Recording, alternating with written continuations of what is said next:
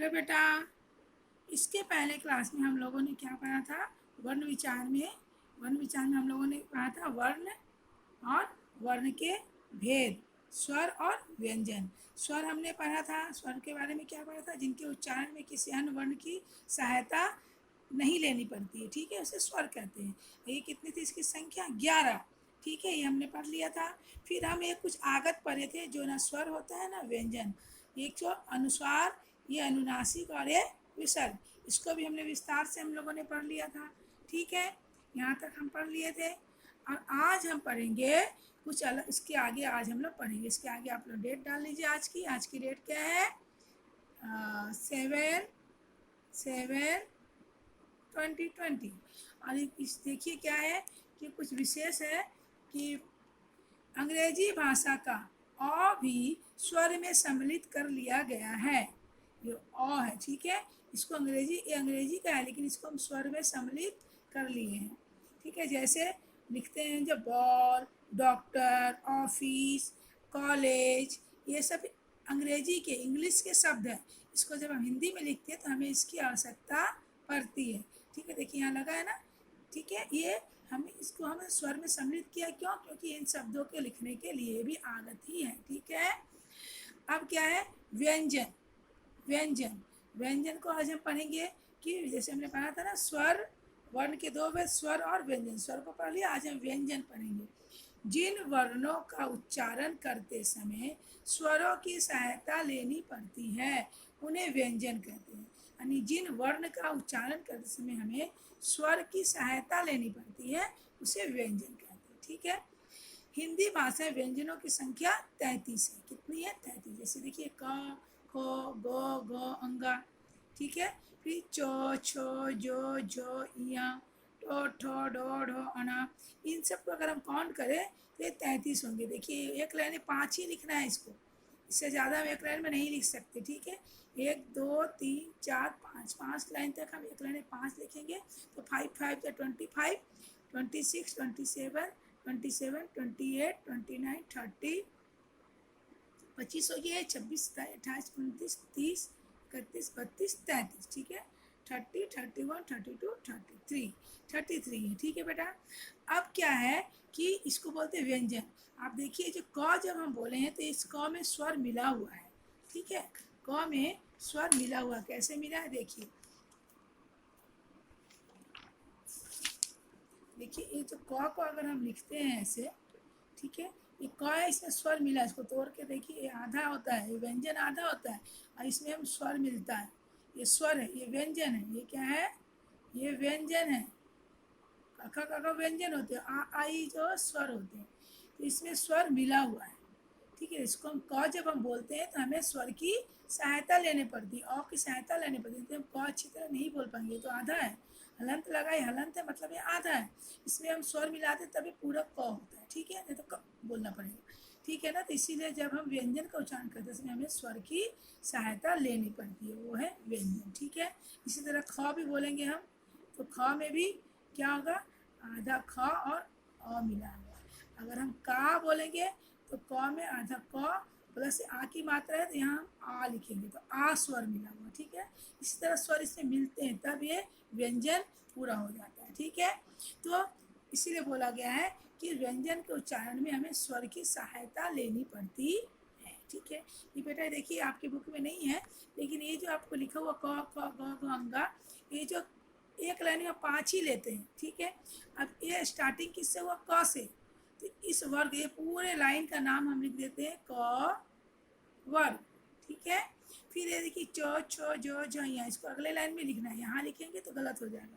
इसके सबसे पहला कौन है? च, इसका नाम हम लिख देते हैं च वर्ग। ठीक है, फिर इसके लाइन में सबसे पहले कौन है? ट, इस लाइन का नाम हम लिखेंगे ट वर्ग। इस तरह आपके घर में आपके पापा सबसे बड़े हैं तो आपके पापा के नाम से घर के बारे में बोला जाता है ना, कि ये विकास जी की फैमिली है, ये रमेश जी की फैमिली है। उसी प्रकार ये ट की फैमिली है पूरे, ये च की फैमिली है, क की फैमिली है। और इस लाइन में कौन है? सबसे पहले त, इसको बोलेंगे हम त वर्ग। ठीक है, हमने जब वीडियो से हम पढ़ाते थे हम लोग आपको बता चुके थे। ठीक है, फिर आप वीडियो देख सकते पहले वाला। य र। अब ये हो गया 5 लाइन, ये पांचों मिला के 5 5 या 25, यहाँ तक जो होता है इसको हम बोलते हैं स्पर्श व्यंजन। क्या नाम है इसका? स्पर्श व्यंजन। क्योंकि इसको बोलते समय जीभ हमारे मुंह के किसी न किसी भाग से स्पर्श करता है, यानी टच होता है, इसीलिए इसको बोलते हैं स्पर्श व्यंजन। अब य र ल व, इसमें 4 है, इसको बोलते हैं अंतस्था, क्योंकि इसकी आवाज़ अंदर से निकलती है। इसकी संख्या कितनी है? 4, और इसकी कितनी है? 25, इसको अंतस्था बोलते हैं। और ये श स ह, इसको तालाब्य सा बोलते हैं कि इसके उच्चारण में हमारे जो जीभ है तालु से टच होता है। और इसको बोलते हैं मूर्धन्य सा, इसके उच्चारण में हमारा जीभ दांत के ऊपर वाले हिस्से जो मांसल एरिया उसको मूर्धा बोलते हैं, उससे टच होता है, तो इसको हम मूर्धन्य श बोलते हैं। जीभ को दांत के ऊपर टच करके बोलेंगे श। फिर इसको दंत सा बोलते हैं, इसमें जीभ को दांत से टच करके बोलेंगे स। इसकी संख्या, और ह को भी ह अंदर से आ रही है, इसको स्पर्श, इसको बोलते हैं हम उष्म व्यंजन। इसकी संख्या भी 4 है, इसको बोलते हैं उष्म व्यंजन। उष्म मतलब होता है गर्मी, ठीक है, उष्म व्यंजन। तो इसमें बोलते समय हमारे मुंह से गर्मी निकलती है, ठीक है, उष्मा निकलती है, इसलिए इसका नाम है उष्म व्यंजन। आवाज़ नहीं बोलते हम, सीटी से निकलते, श सीटी जैसा निकलता है, ठीक है बेटा। अब आगे क्या है? इन व्यंजनों में यदि ढ और ढ जोड़ दिए जाए तो इनकी संख्या 35 हो जाएगी। इनके अलावा ये जो है अड़ और ढ, ये गलत लिखा, अंगा लिखा है, ये ऐसे होगा, नीचे बिंदु आएगा।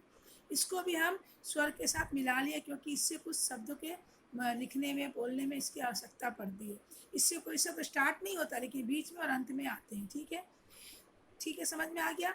तो इसको मिला देंगे तो 33 में 2 मिल गए तो 35 हो जाएंगे, ठीक है। अब आया संयुक्त व्यंजन। संयुक्त व्यंजन 2 व्यंजनों के मेल से बनते हैं।